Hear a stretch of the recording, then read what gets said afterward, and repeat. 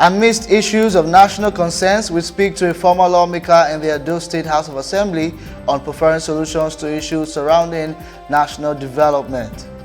The Minister of Transportation, Rotimi Amechi, and Magnus Abe, who represented Rivers South-East Senatorial District in the National Assembly, have disagreed over zoning of the APC governorship ticket to the riverine part of the state ahead of the next election. Hello and welcome to the program Talking Politics on your digital first Pan-African News Network, TRS Television. It is the midweek edition. I am Osaze Isesele. Today on the program, we speak to a former lawmaker of the Edo State House of Assembly, Honorable Festus Edugele, on some very important national development issues. But before then, let's take you through some political stories in the nation as of today. The Minister of Transportation, Rotimi Amechi, and Magnus Abe, who represented Rivers South-East Senatorial District in the National Assembly, have disagreed over zoning of the All Progressive Congress APC governorship ticket to the riverine part of the state ahead of the next election. Amechi had a meeting with party supporters at Ogubolo, called on the people of the riverine part of the state to prepare for the zoning of the governorship ticket to the area. Abe, who spoke on Tuesday in Port Harcourt, the Rivers State capital, while addressing his supporters, said it was too early to talk about where the governorship candidate of the party in the next election would come from. Abe argued that the APC was here to set up 8 administrative structures, saying that an individual cannot impose or zone governorship ticket of the party. Before we get to our conversation, let's take some political headlines, and Talking Politics will be right back.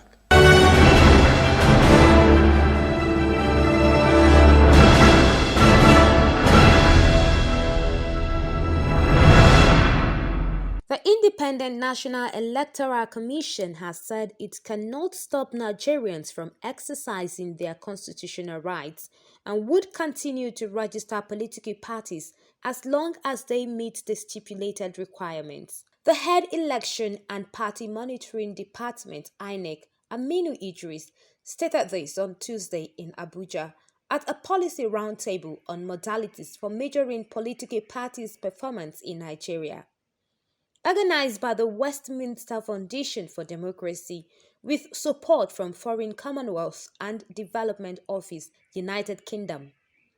INEC had on February 6 of 2020 deregistered 74 political parties for failing to win any political office in the last general election.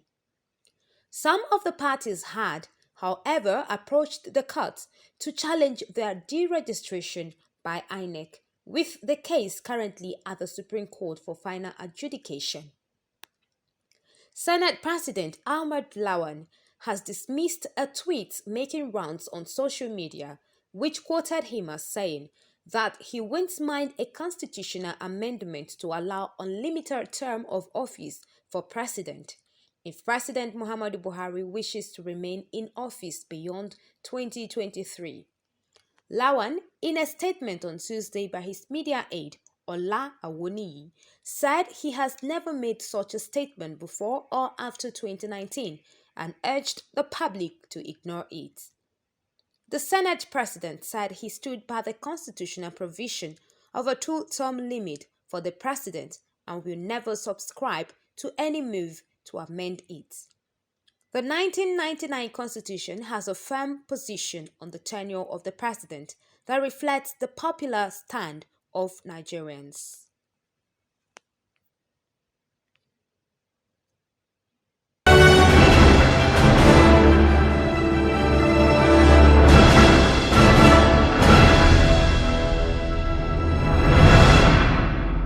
Welcome back to the program. It's Talking Politics on your digital first Pan-African News Network. Thank you for staying with us. On today's edition of the program, I have a one-on-one interview, a sit-in interview with a former member of the Edo State House of Assembly, Honorable Chief Festus Edugele. Honorable Chief Festus, you're welcome to the show, sir. Thank you very much. All right, sir, let's go straight into our conversation today. There's a lot in the polity in the nation going on. First, let's start with the insecurity. The farmers' herders clash has spiraled into something else. Just yesterday, we saw alleged pictures of what's going on in a Ebonyi state. You know, it's been a very dire situation for the country. What would be your reaction to some of these insecurity challenges that we face in Nigeria? Well, for any reasonable Nigerian, we are worried. I am particularly worried when you see the gory pictures, videos of the heinous crime being committed by human beings against human beings. It becomes very worrisome. It's like we don't even believe that we have a nation where all of us are one. We don't even believe that other person that's not your brother or is not your from the same tribe is a human being any longer. Even when you kill animal to eat, you kill them with there's some decorum that is applied. You can't be brutal in some climb. You don't even kill a dog in a brutal way or kill a goat in a brutal way. Even chicken is done with decency.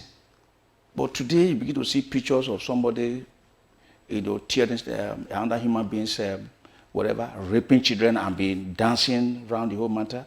But when you call it, the funny thing about the whole thing that's unacceptable to me is calling the issue herders farmers clash.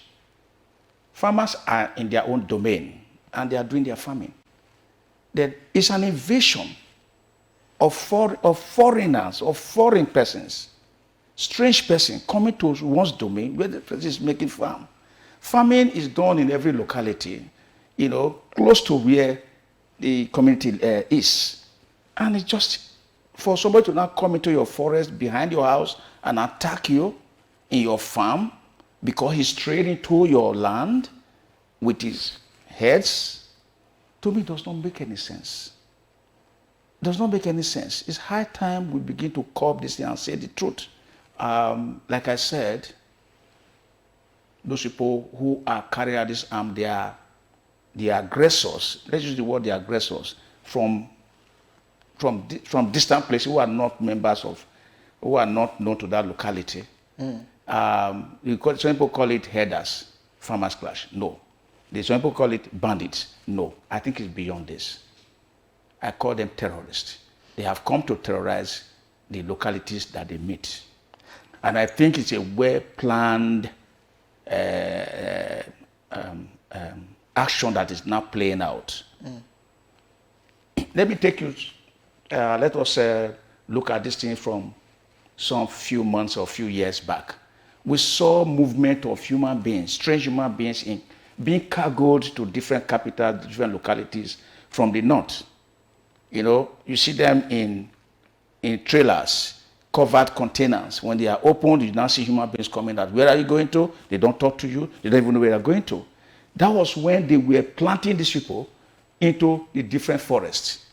But strangely put, our security people were not up to the occasion. They did not rise to address the issue when it was being put together.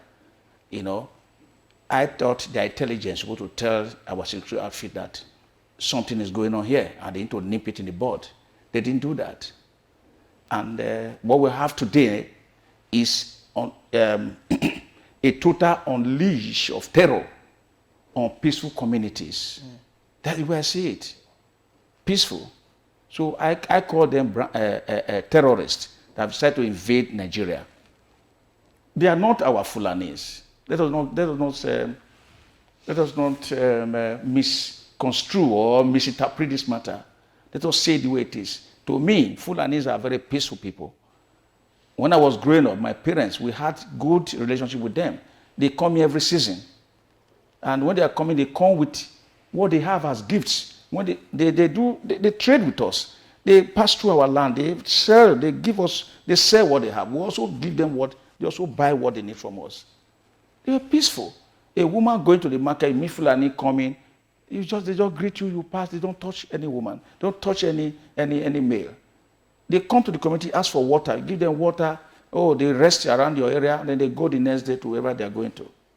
But today what we see are not Nigerian Fulanis. These are people that were purposely brought to this country. They are strangers, they come to terrorize Nigeria, and they are terrorists. If you say South, it's not just only South now. It's the South, Central, the North, North Central, Northeast, Northwest, Middle Belt, take it down to Edo, to the east, to the Niger Delta. They're everywhere now. Yoruba land is war. Nigeria is facing a situation of war. And so whoever wants to deceive himself can be saying, oh, they are herders, farmers. No, it's beyond this. And the picture it paints, my brother, to the outside world is shameful. And no country, no outside world will take Nigeria serious because we have no value for human lives. That is the most painful aspect of it. So I don't know how we're going to get out of it. And the earlier we do, the better. Now, Chief, speaking about getting out of it, a lot of people have preferred different solutions as regard the security issue. Some people, some security experts, even state actors and non-state actors, development partners. Some people have said unleash the full force, of the military on these people. Some people have said, oh, let's dialogue with them. Let's talk with them and see if there will be any issue. Some have even said, oh, let's just the way we did in the Niger Delta, with the militants. Let's pay them off and, give them amnesty so they can drop their arms and all of that. What would be some solutions you would want to prefer if you were to advise the federal government at this point? At this point, I would advise the federal government to think seriously about restructuring the security architecture. We should look at it closely. There have been a lot of voices coming from different corners of this country, and I think they are very reasonable that we have to listen to it. One, we have to make sure we set up state police, down to local government force. We have to now think of it. It's very expedient that we do it now, because the police being controlled at the federal, we have seen the lacuna, the failure. So we need to rejig it by going back to state police and local police. We used to have it at the time of independence. I grew up to see them, when our growing up days. So I don't know why we cannot go back to it. What is the issue? We need to quickly go back to that. And in the interim, the army, the police must work in synergy. All the security now must quickly come together, remove their differences. Because I see a very uncoordinated security outfit in Nigeria. The security system is not coordinated. They go for attack. The army will go on their own. The police will go on their own. You see Navy go on their own. No, it doesn't work that way. When somebody was kidnapped, an American, they came into the country. They didn't just come with only a setup. No, they came in as a force put together. That's what we call it the Nigerian Armed Forces that involved the Navy, the Air Force, and the Army itself. When you are going to attacking these people who said they are living in the forest, who owns the forest? Is the forest out of reach? And if somebody like Sheikh Gumi and his team could locate where they were, discuss with them, they opened the gate, they came in there, they sat down together. That means we all know where they are. Some people say they are in this forest in Zamfara. The other people say they are in this forest in Kaduna. So is that forest unreachable? How did they get there? Where is we need to really look at the entire, most especially now that we have the new service chiefs being appointed. I think by now they should be working. Not going back to Mr. President. Oh, Mr. President has given us a go-ahead, has given us his word that we should deal with these people squarely. You don't need Mr. President to tell you to do your job. It's like you're saying a doctor has to go and take authority from Mr. President before you know whether he would treat a patient that has a particular disease. No, as they come, you address them. That is their job. That is their job. They don't need to be tapped on the shoulder or to go there to get a mandate from Mr. President. The country should be working as a country with coordination. For us to have success, there must be coordination of all arms. All sectors must seem to be working. The area of security is collapsed, the way I see it. Because when I see the death of one child, the death of one human being, of one woman, one girl be raped, I placed my daughter in that shoe. I feel so bad. Imagine the girl that has been taken for the past 3 years. Shoaib? Yeah, Ilya Shoaib. Shoaib. Good. You just imagine, let's just focus on her. Look at how she will be feeling that they just took her away, can't see the father, the mother, the siblings. He can't see the neighbors. The country itself cannot even address her matter. The sky is so far from her. The wind is blowing. She doesn't even know the direction where it's blowing from. She doesn't even know where she is. A small child that was sent to school. Which countries accept such thing? Just imagine if an American is taken it that way. America would deploy they don't mind losing how many soldiers, how many of their men to rescue that girl out of that place. That is the sense of nationalism that we need to really rejig in this country. It's lacking. We need to really, really wake it up.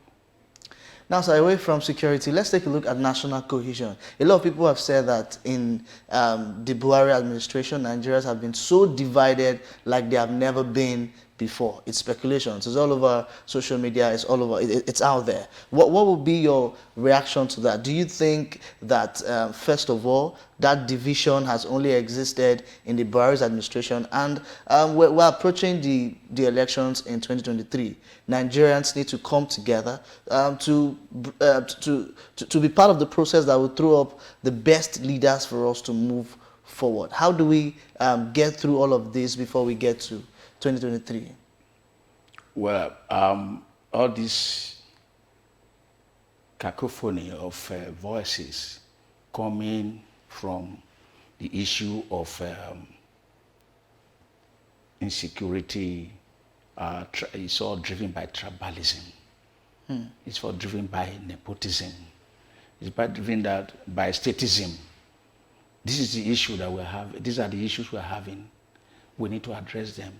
We need to look at them closely. It is not something to do with just Buhari's administration. It's been coming over time. Like I said earlier, in the 60s, in the 70s, we used to live as one people, brought together under the name Federal Republic of Nigeria. I remember in my secondary school days, some of us were taken to Kano, to Jos, to Kaduna, to school, to Bauchi, to Sokoto, while they also have some of their students also coming on exchange program. It was a beautiful time because we were one. So, but over time, we have destroyed this structure coming from the era of military into the 1999 and this present day. So it's not about Buhari's administration. It's a collective failure of the system by Nigerians. All of us are involved. Buhari, as at this time, is working around the clock to see how we can get around this matter. But it's not looking effective because those who are around him are not even supporting him with, the straight talk, the truth of what is happening on ground. Why do you have to have lieutenants with you? Why do you have to have ministers? Why do you have to have governors? They are to sit with you and tell you how things are in the different zones. But I can tell you, the truth is not always been fed with the truth. Even the military, the security is supposed to be giving him regular brief. But I think they go there to scratch their head and say rakadede, instead of telling him the daunting truth. It's a very worrisome development. Say the truth. Say the truth. If it's going to mean to die or to be sacked, get sacked, but for saying the truth. Ukiwe, under Babagida's regime, Ukiwe said the truth. They were not comfortable with him. They forced him. He resigned. He left as number 2 to Babangida. He didn't die. He's still alive. He's still doing well. Like Luther said, he who says the truth is most hated. So, but the truth must be said, because that's the only way we can move forward. Now, Chief, talking about speaking the truth is that Nigeria is not so much in a good place right now, and a lot has to be done for us to move forward and get a headway. And thankfully, the 2023 elections is just by the corner. It's another opportunity for us to chart our course and our future as a people. Now, the question is, there's been a lot of defections. Some few months ago, there's been a lot of defections, people moving from one party to the other. First, don't you think that Nigerian politicians are beginning to focus more on politics than governance in itself, in terms of taking care of the welfare of the people? I know you are somebody who have represented your people very well and still has that interest to represent your people. How do we draw the line between doing politics and serving the people? Well, to me, there shouldn't be any line to draw. Okay. It's supposed to be the same. Politics is a game of the people, by the people, for the people. It's about the people. It's people-driven. So if you now get elected or whatever, you focus on, oh, I must get elected at all costs. And then you now get there, you are beginning to serve yourself. You are not serving yourself. You are supposed to serve the people who served you. They served you during your campaign. They joined you to campaign. They listened to you. They came out to vote for you in the sun, in the rain, with empty stomach. Some people got died in the process of going there to vote. They have rendered you services. And so you have to pay them back when you are elected. But as soon as people get elected, they tend to forget. And I have looked at the entire thing. I have experienced the entire, I got into campaign, I got elected, and I served my time. People saw the difference. That's all about service. It's not about me trying to build my capital base. No, it is to render service. That's why I went. That is why a good politician, when he goes to serve, at the time he leaves, he will get poorer than the time he went to serve. I'm not sure that those who came in from independence time, they got richer when they served as presidents, like Shagari, like Awolowo. They were not richer. So these are people who were not going to start to take bribe from all sides. Corruption is one problem we have, which we are not addressing seriously. But in all of this, what we are practicing today is the problem.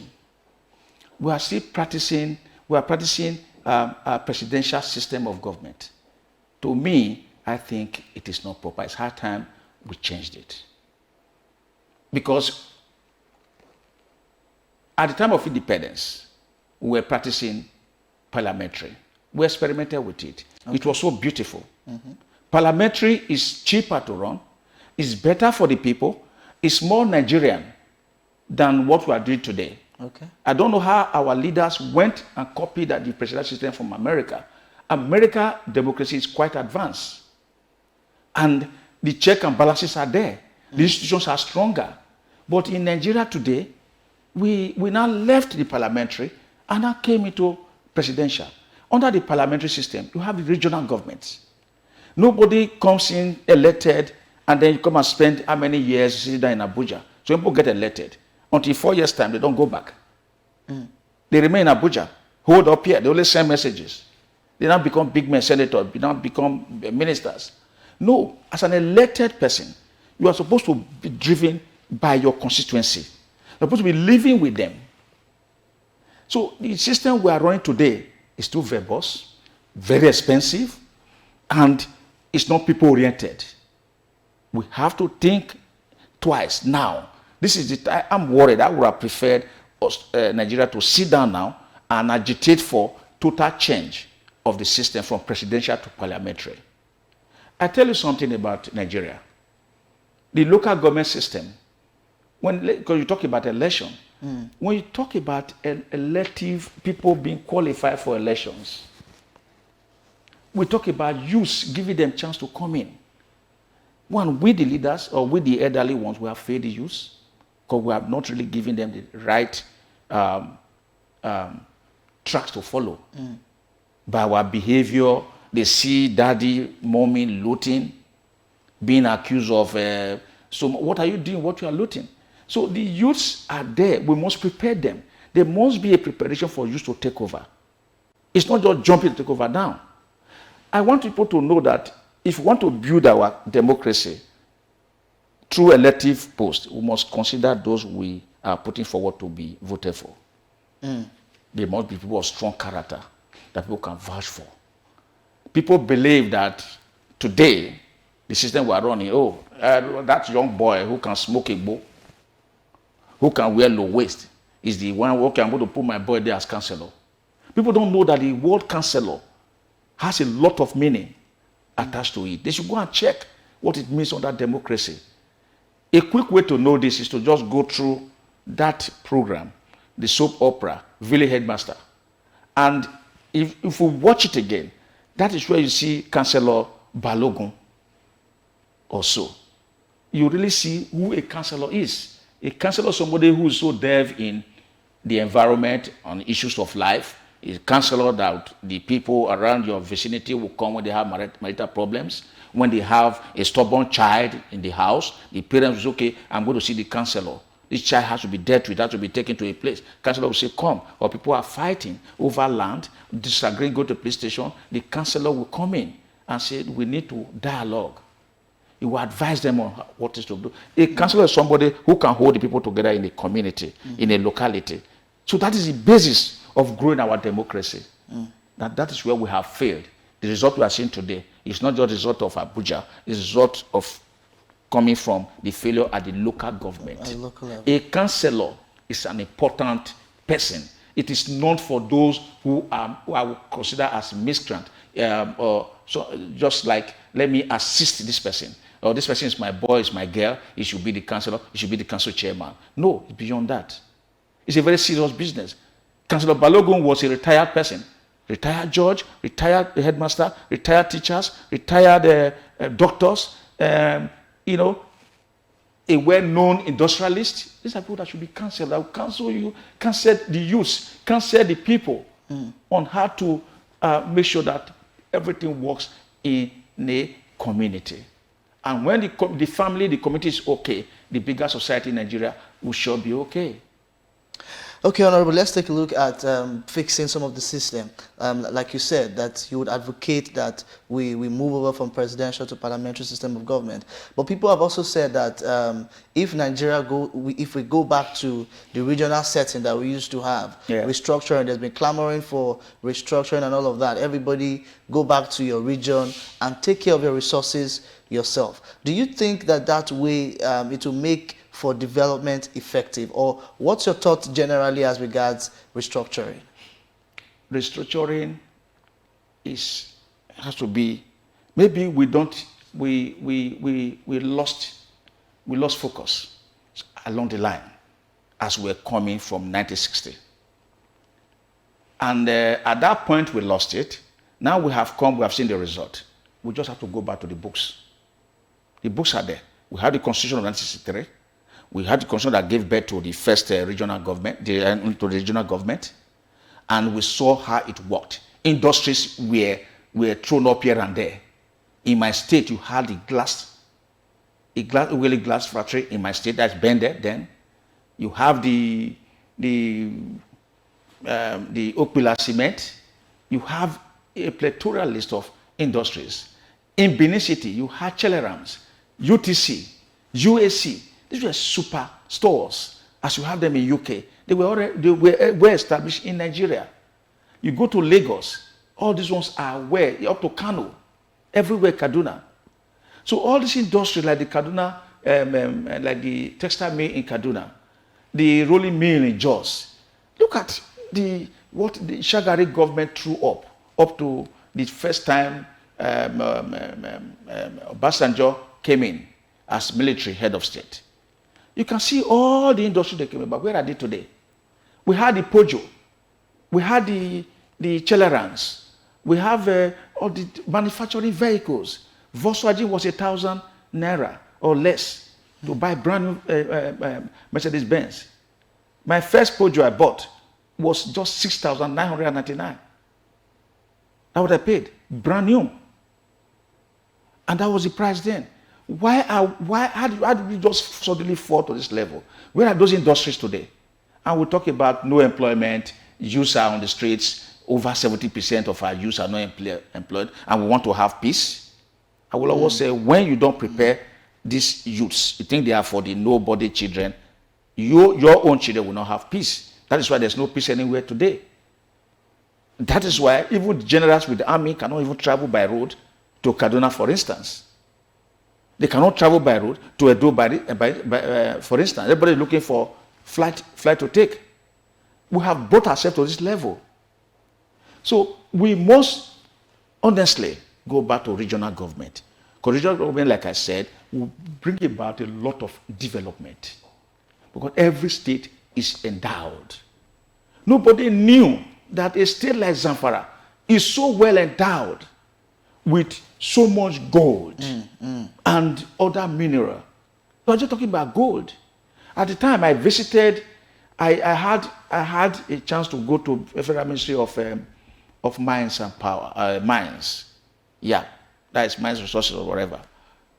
My brother, they have a pictorial board that shows all the different minerals in Nigeria and the quantity. You don't need, it's not a rocket science now. It's just Google will tell you what is deposited everywhere. So there's no state that is not endowed. We're always deceiving ourselves, thinking that the oil, it's just the oil. The gold they take, calculate that gold, when I read about it, is far higher than the oil that we sell collectively. And that gold was being mined by unscrupulous human beings. I call them so. You will be shocked at the names of people that we rave in this country who were involved in this gold mining. Will the governor tell the world that he's not aware that the gold is being mined illegally? What am I hearing? That, mining, the federal government has stopped mining in. Was it a licensed mining? No. We were told that were all illegal activities. That means these illegal activities have been existing, and federal government pretends to be unaware. They can't be oblivious of such thing. There's no area that is not covered by the effect or by the grip of this federal government. Federal government is federal government of Nigeria.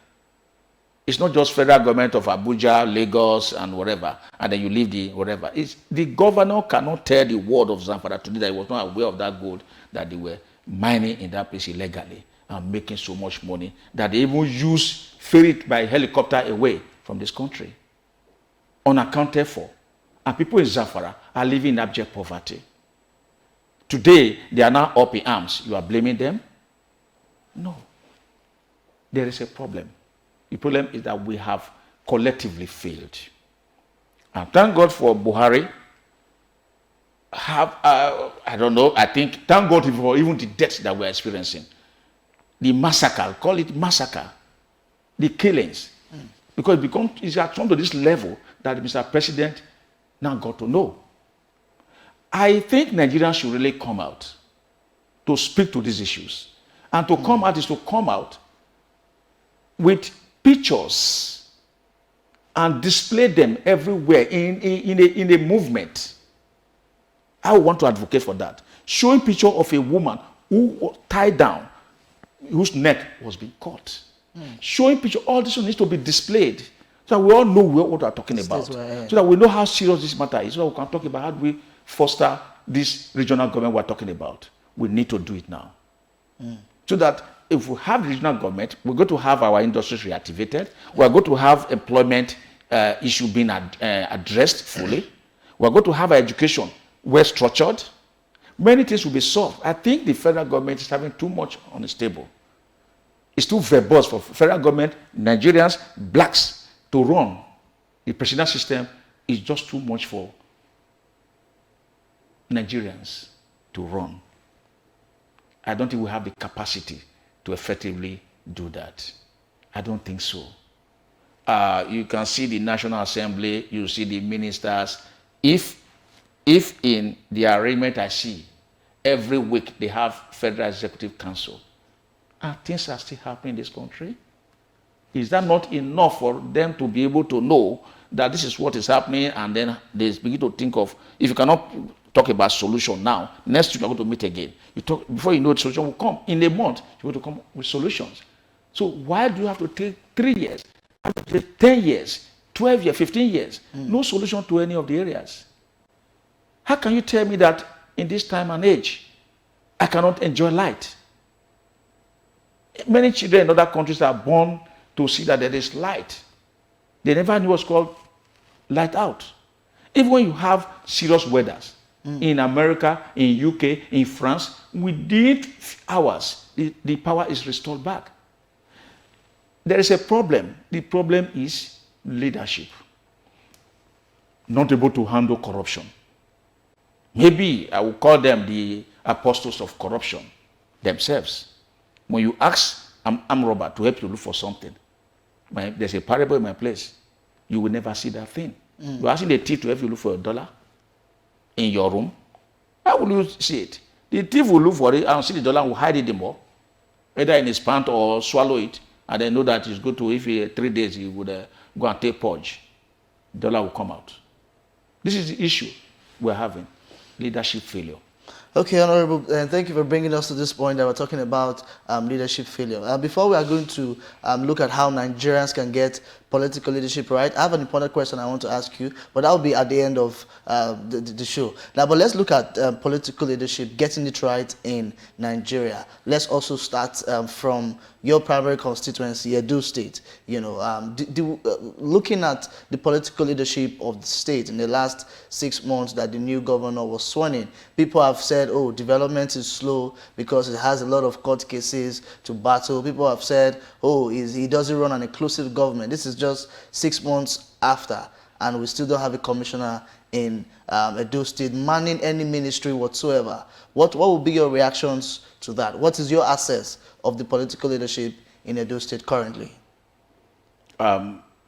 Looking at Edo State and the complaint that we are hearing that is coming up, say 6 months down the line or whatever, no, the government has not been put in place. That is how it's supposed to. That's how it will be, because there's a political turmoil in Edo. The governor has good intention. That I dare to say he has it.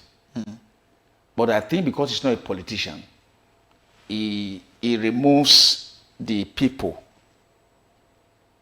You see, you can turn around things. You can do the impossible thing, but you must let the people know. Galvanize the people. That is the only lacuna that begin to bring a lot of agitation, a lot of resentment, a lot of dissociation from him. Because if those you are governing are seeing that they are not happy the way you are handling them, you have to make some adjustment. That is the only area. But the intention, he has good intention. But to get it right, now he has found himself in the hands of PDP.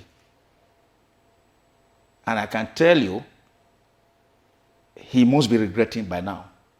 I know after this time out, he has to take a decision. He has to come back to his family. He's not structured and wired to be in a party like PDP in Edo State. Why do you say that, Honorable? Yes, Edo State has ruined the system for a very long time until the advent of APC, led by Oshomole. They ruined the system for over 16 years. I don't think people think that we are so gullible, that a government, a party was in power where the governor did nothing other than parties, was partying here and there. He will go and climb Kilimanjaro, supposedly, come back and do party. He would after that one, he would do another party around the whole continents of the world with Edo money. And then you tell me that we were doing well, that there was no project of importance that you can hold on to. A country, a party that would start a project and none of them was finished. Instead, what we had on the ground were rained down, and I mean, like Edo breweries. Today is a forest. People are setting trap there. Okula cement gone. You say set up cassava. Where is the cassava? This in Uromi. It's inside the bush. That's the legacy they left. Oh, you say fruit factory in the hall. Where is it? Only foundation. And then money was budgeted, money was paid, no factory. So these are the stories of Edo, which APC came to rescue the people from the stronghold of PDP. I must tell you, the decay you are experiencing today, like I said, is a graduation from the past. Oshomole tried to do so much in education by revamping the system, by constructing schools, brought about the Red Roof Revolution. He did wonderfully well. I expected this government of Obaseki to follow suit and begin to equip them and then employ teachers into the schools. These are the things we expect him to do. He has spent the first 4 years. He's in another second round. I wish him to have a very fine 4 years tenure, another 4 years to make it 8, so that he can take down those ideas that he has. Edo people will love Obaseki, but it's in the wrong fold. He has to retrace his step back to the party that made him.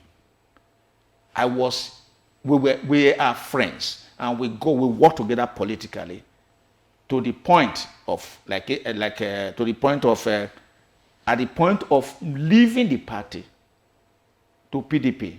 That was when there's a parable that says, Bini parable that says, or aswese. Or when it's now going to fire, your in-law is going to fire, you now pull back. You can say, no, don't do this. Oh, my in-law, this and that. But when it's crossing the line, you now say, okay. That's why some of us who are adherents decide to begin to stay back and say no. Because if we know what we put in to bring about APC through one man, one vote, if any error that has happened along the line, we as a family, we can correct it, and we're ready to correct it now. APC national to the state should focus on Edo and see how we can bring about entrench one man, one vote.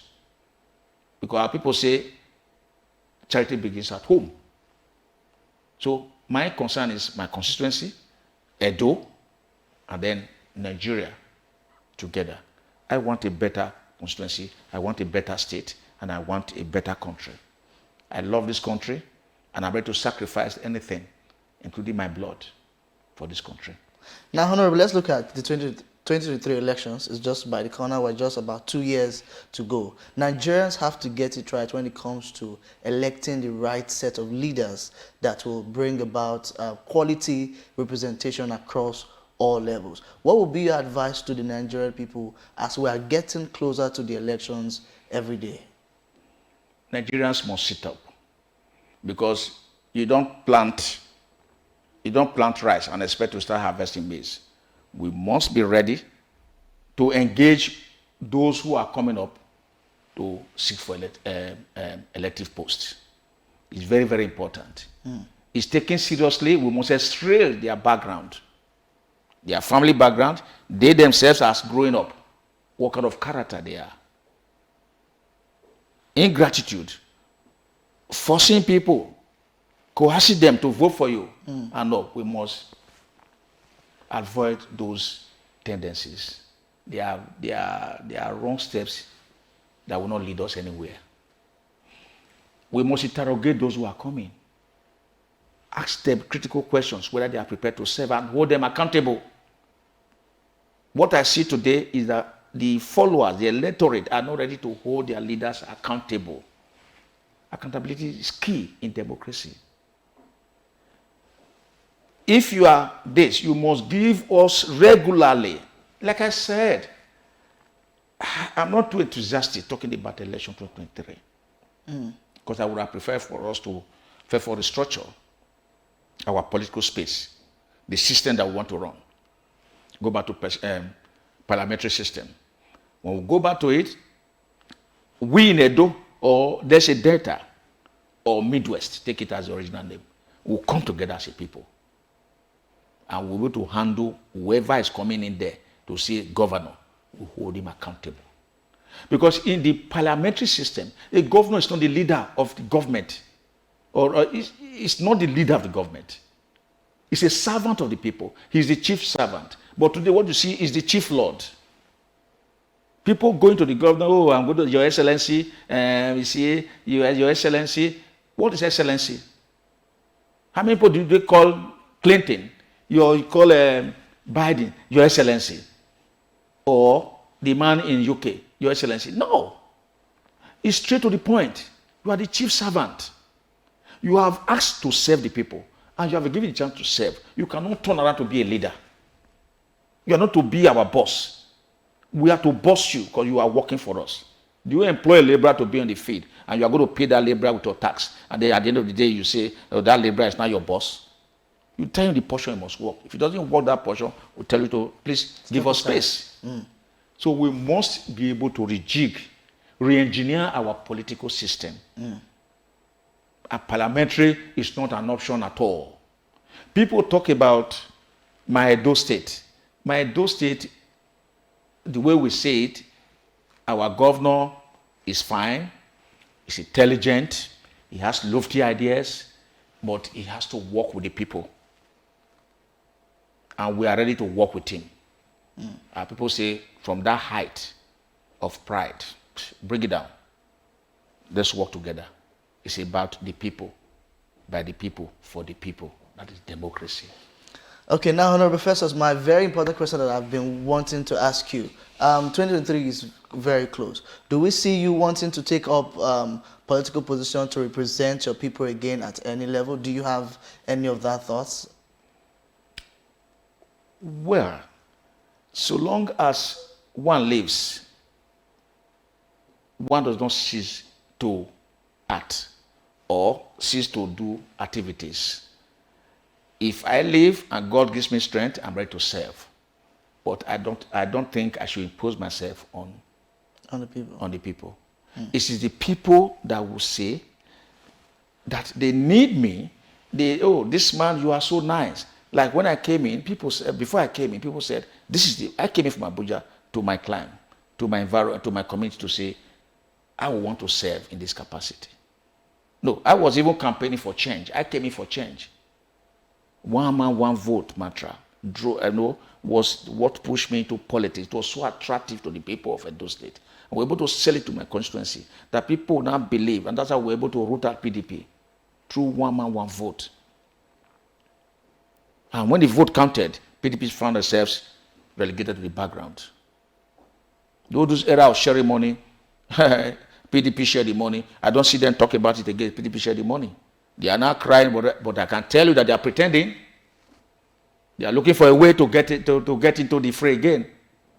They are pretending because a leopard or a zebra or so does not change its color at old age. If you like to remove the whole fur, it will grow back. You still see the black and white stripes. That's how it is, or the dotted lines of the other animal. So PDP, the core people of members of PDP, they are not, in short, it's not an option to this country. PDP is not an option for now at all. They should wait and see how we can turn around. APC is revamping itself through this registration that we are seeing. So I am an APC. If I'm out of APC, I think it should be done with politics. So I am ready to serve if the strength is given to me to go back to any other higher level. Everybody talking about, mobility. So if it comes from my people genuinely, because my last election was driven by the people, they came out en masse. I didn't have the money to do whatever I won. And it was a celebration for days because I was their product of their struggle, of their votes. All right, it's been such a very interesting and insightful conversation with Honorable Chief Festus Edugele, an astute politician, former lawmaker of the Edo State House of Assembly. Honorable Chief Festus, it's been a very nice time talking with you. It's a pleasure. Thank you so much. I look forward to having more engagement with you regarding politics and governance. Any day. Just call on me. I'm at your service. This is about the people. Thank you so much, sir. Thank you. Thank you. That's it on Talking Politics, the midweek edition. Do log on to our website www.tstvnetwork.com for more episodes of Talking Politics. Do well to follow us on our social media platforms, Facebook, Twitter, and Instagram at TSTV Network. I'm Musa Zeh Sesele. Thanks for watching and goodbye.